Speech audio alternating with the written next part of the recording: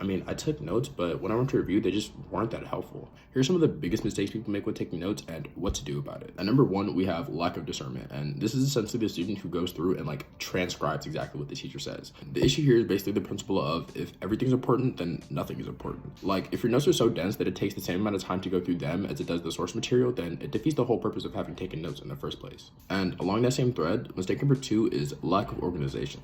If your notes aren't structured in a way to where you can easily index and find the information that you're looking for, you therefore handicap their effectiveness. However, there is a lot of diminishing returns here, which brings me to mistake number three, which is focusing too much on aesthetics and not content. When I was in high school, I knew people who would take some of the most beautiful, artistic, and colorful notes you've ever seen, but it just wouldn't translate to the performance in the course. That isn't to say that color coding or making your notes stand out visually isn't helpful, but if that begins to take priority over actually absorbing and encoding the information, then again, it just defeats the overarching purpose of the activity. And so a really effective strategy that I use personally is to one, start off with Cornell notes. Having the box template with headings and questions on the side makes going back to review so much easier. And then after I had those, step number two would be to create a one-pager. What this does is essentially force you to distill and compress the information from the Cornell notes to an even smaller package, therefore multiplying both the potency of your notes and your depth of understanding. And as always, if you found any of that helpful, consider hitting the follow button. Let me know if you have any questions, and thanks for watching.